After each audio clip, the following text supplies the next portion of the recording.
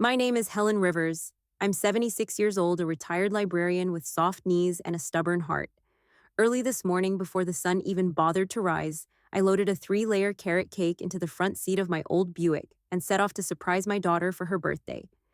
The cake was her favorite, spiced with cinnamon, studded with walnuts, and covered in cream cheese frosting that took me forever to get smooth. I even shaped tiny marzipan carrots by hand, 24 of them, just like she used to help me do when she was little and the kitchen smelled like nutmeg and hope. The drive from upstate to Melissa's town takes about 9 hours without traffic, longer in the rain. And of course it rained. It started as a soft mist in the driveway clinging to my windshield like cold breath, but halfway through New Jersey it became a steady downpour, the kind that made the road shine and disappear all at once. My knees ached more than usual. I had packed an old pillow to tuck behind my back and a tube of peppermint cream in the glove box. I massaged it in at rest stops under flickering fluorescent lights while pretending not to notice how worried the clerks looked. I hadn't told her I was coming. That was the whole point. A surprise. Melissa hadn't invited me to her birthday in years, but I told myself this one would be different. 50 is a big number, round, milestone, the kind of number that makes people reflect. I imagined how she might react when she opened the door.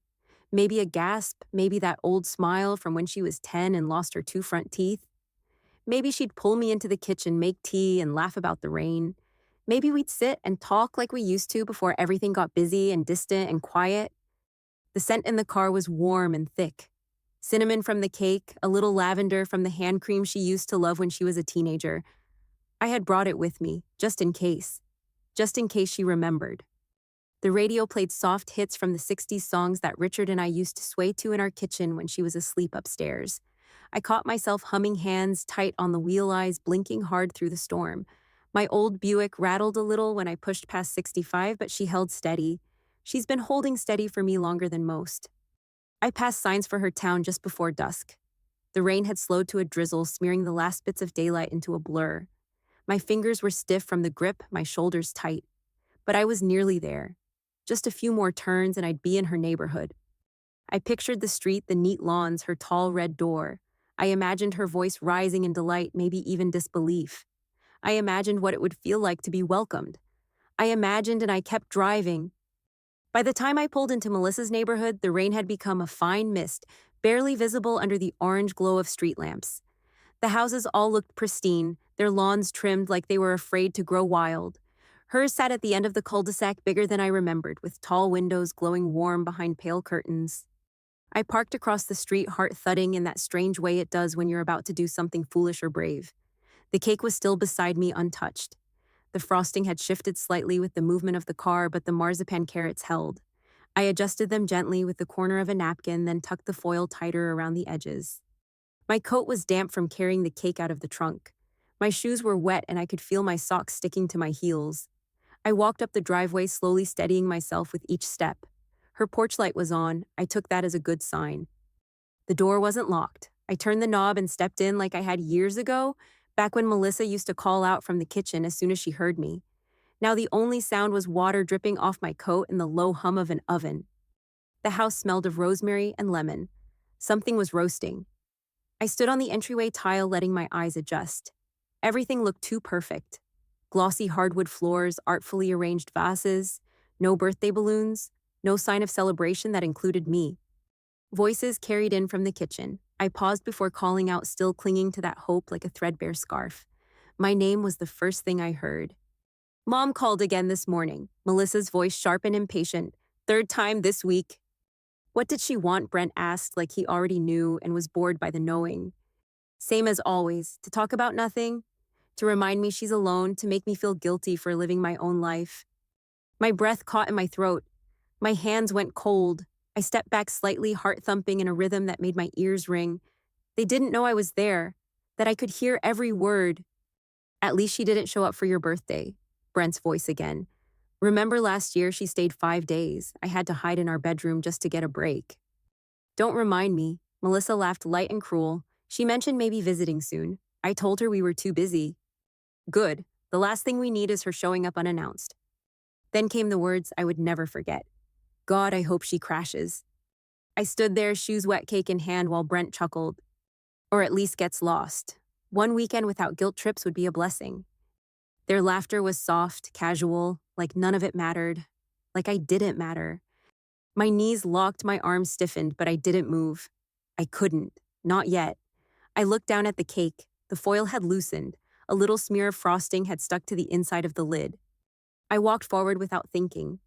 My steps were slow and deliberate, and when I turned the corner into the kitchen, they both looked up. Their faces drained of color like ghosts caught in the mirror. No one spoke. I said nothing, not a word. I carried the cake to the counter, found a clear spot beside the sink, and placed it there with both hands. I made sure it sat flat. I adjusted the foil once more. Then I turned around. Melissa's mouth moved, maybe forming my name. Brent took a step forward, reaching like he might stop me, but I walked past them through the hallway and out the front door into the mist. The air was cold, but it felt clearer than it had inside. The rain welcomed me like an old friend, not sharp, not angry, just honest. I didn't cry. Not then. I didn't shout. I just kept walking toward the car, my steps slow but steady, and for the first time in years, I didn't feel small. I felt awake. The motel room smelled like damp carpet and lemon cleaner.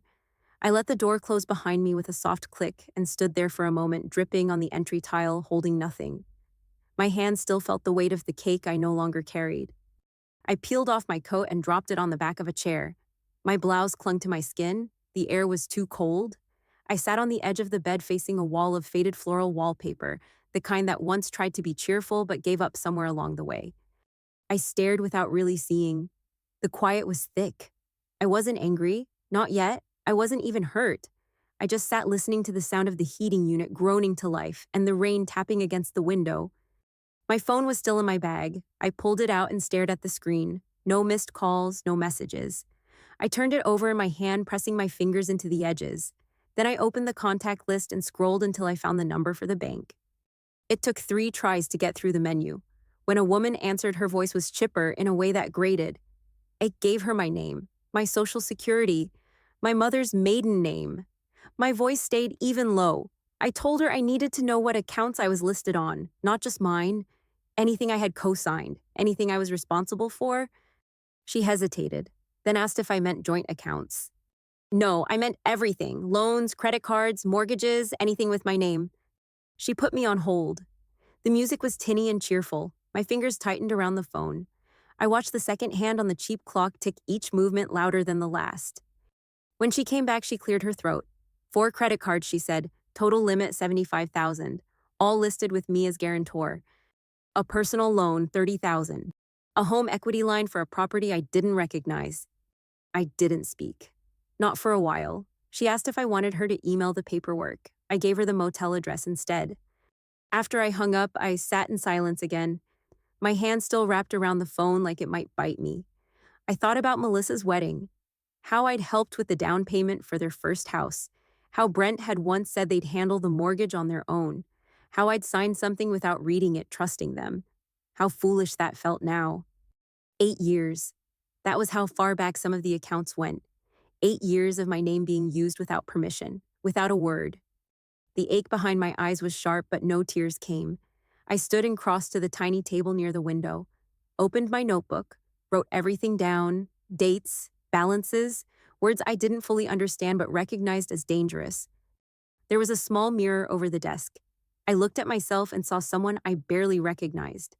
Not because of age, because of silence. Years of it, giving, helping, hoping, quietly, always quietly. I didn't feel betrayed the way I expected. I felt used, spent, like a resource they'd quietly tapped until it dried up. I placed the pen down and sat again, folded my hands, and waited. Not for them, for the next step, whatever it might be. The next morning, I called Harriet Monroe. We hadn't spoken in months, but I knew she'd answer. She always did when it mattered. Her voice came through sharp and clear, just like I remembered. I told her I needed to see her. When she asked what it was about, I said one word: Melissa. We met at her office 2 days later, high up in a glass building that overlooked the river. The furniture was modern and cold, the kind that didn't leave room for nostalgia. She looked at me for a long time before speaking. "You look different," she said. I told her I was. Then I sat down across from her and told her everything. I started with the cake, then the voices in the kitchen, then the motel room, the credit cards, the loans. I told her about the feeling that settled in my chest like a stone, the kind of weight that doesn't cry or scream. It just lives there, heavy and still. Harriet didn't interrupt. She took notes with her usual efficiency pen gliding smoothly over paper. Every now and then she glanced up, eyes sharp but soft around the edges. When I finished, she asked me what I wanted. I told her I wanted to cut every thread. No more co-signing, no more backing. I wanted them untangled from my name, my money, my life. And the will, she asked, her pen hovering. I nodded.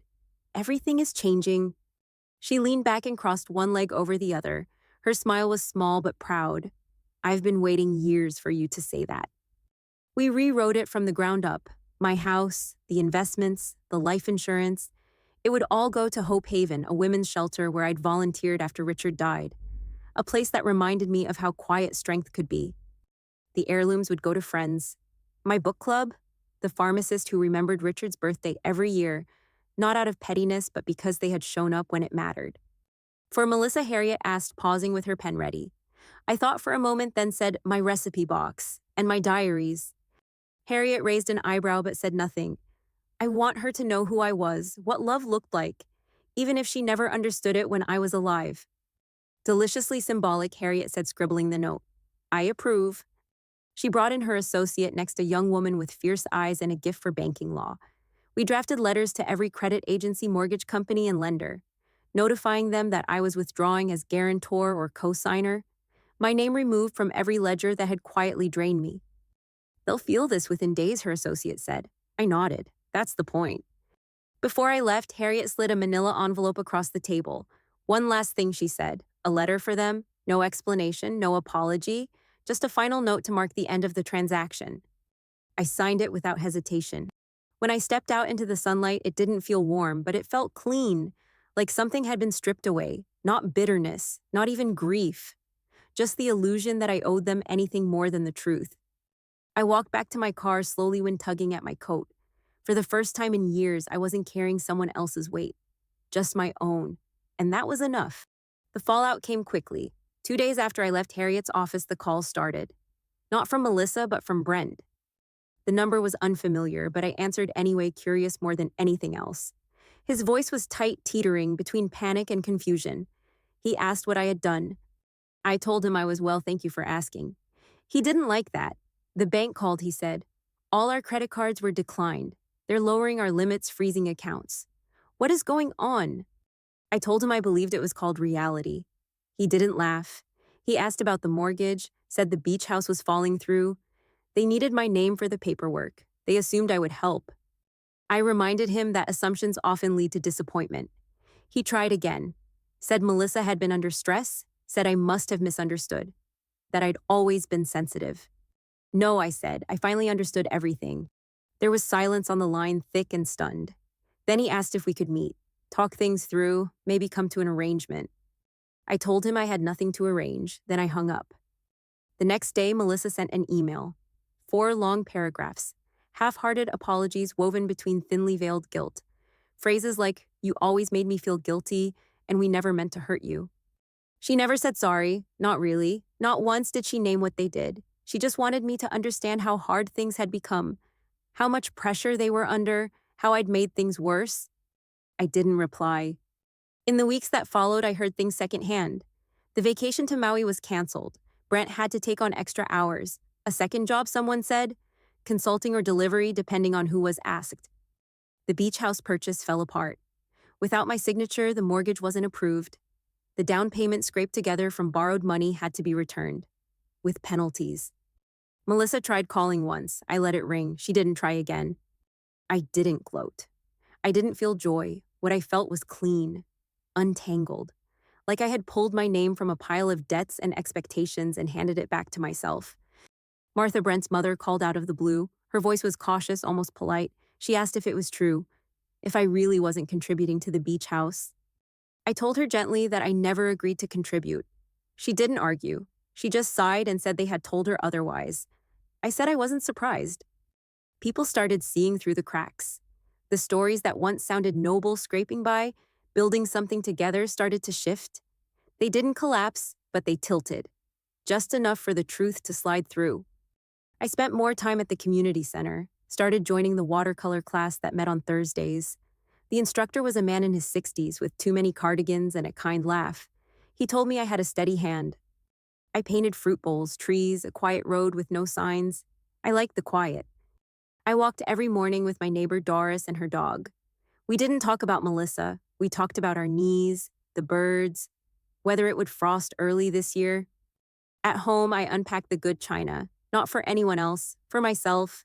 Every Saturday, I used it with a slice of fresh cake and a cup of tea, no occasion, just Saturday.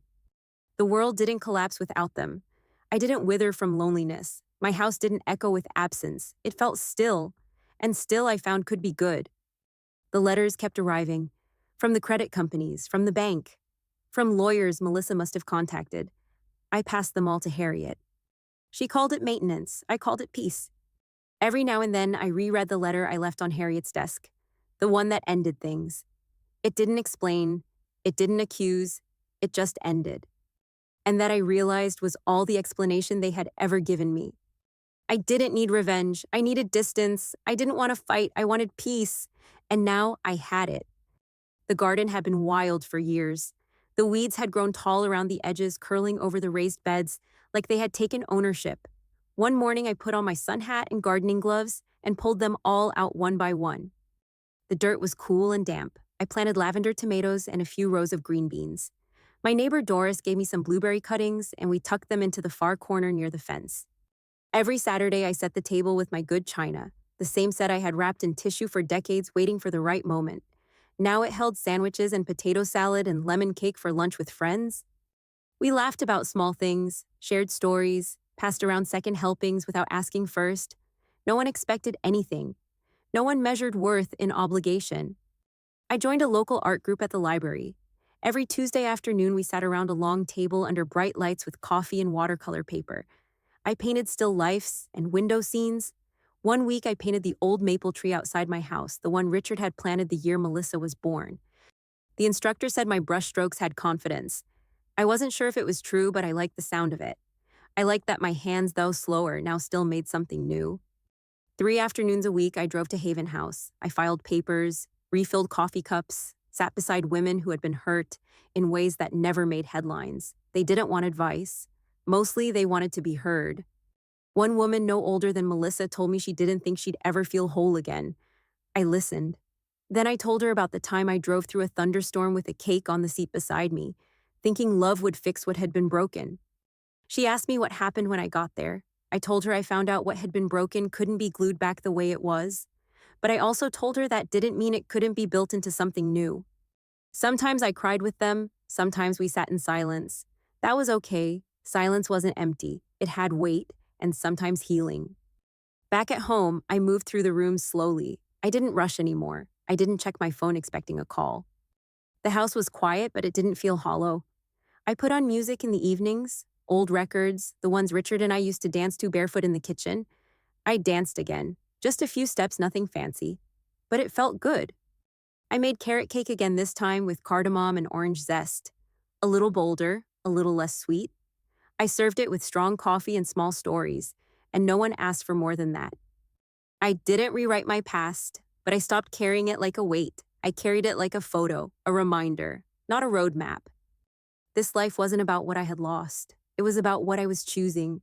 Every cup of tea, every page turned, every seed planted, I chose all of it, for me. It was a Tuesday afternoon just after watercolor class when Zoe stopped me outside the library. She looked nervous, holding her purse close to her side like it might keep her steady. She said Melissa was pregnant, 3 months along. I nodded and thanked her. She hesitated, then said Melissa hadn't wanted to tell me yet. I said I understood even though a part of me wished I didn't.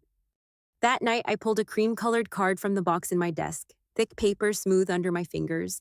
I chose a pen that felt familiar, one that wrote slow and steady.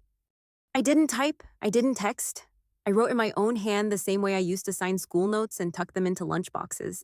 My handwriting was smaller now, a little more careful. I've heard your news. A child changes everything, sometimes by showing up, sometimes by not showing up. If you ever want a relationship built on respect instead of obligation, my door is open. I signed it with love, then just my name, Mom. I folded the card and slid it into the envelope. I didn't seal it right away.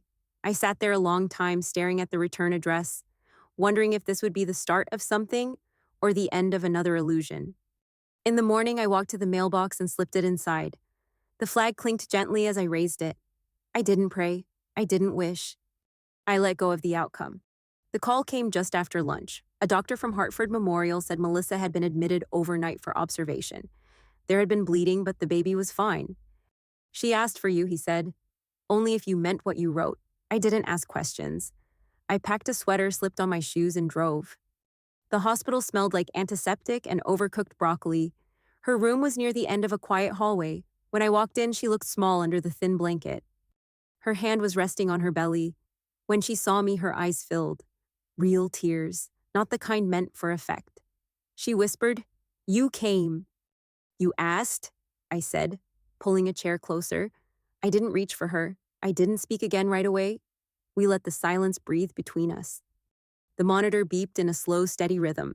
She stared at it for a while before speaking. "I've been seeing a therapist. At first, it was just for stress," she said. "But it became more than that. She asked me why I avoided your calls, why I felt trapped every time you reached out." She paused and looked at me. I didn't have good answers, but I'm starting to understand. I punished you for needing me. I reminded her of everything she had pushed away, of love that clung too tightly because it was afraid to lose more. And that scared her. "You love me too much," she said, and I didn't know how to hold it. I let the words sit. I didn't forgive her in that moment, not all the way, but I stayed. I listened. She looked back down at her belly and said she wanted to try again. Before the baby came, I nodded. "So would I whispered. It wasn't a fix, but it was a start. And for the first time in a long while, we were in the same room without needing to explain how we got there. One afternoon, while folding grated carrots into cake batter, my phone buzzed. It was a message from Melissa. A black and white ultrasound photo filled the screen, soft and grainy. Beneath it, just a few words. "She has your nose." I touched the image gently, not with regret, but with something quieter, something whole. I didn't cry. I didn't ache. I just stood there steady, knowing something had shifted. I thought back to that rainy drive, to the cake, the motel, the envelope I sealed without knowing what would come next, and I realized I had made space not only for a new chapter, but for myself. Boundaries had saved me. They didn't shut the door on love, they opened it to respect. Because love without respect isn't love. It's just performance, and I had performed long enough. To anyone watching who has felt torn between family and self-guilt and truth, I want you to hear this. You are not selfish for wanting peace. You are not cruel for choosing distance. Sometimes healing starts with saying no. Sometimes love grows stronger with space. And sometimes the kindest thing you can do for everyone involved is to stop trying to earn what should be freely given. It's never too late to begin again, and you don't need permission to protect your own heart.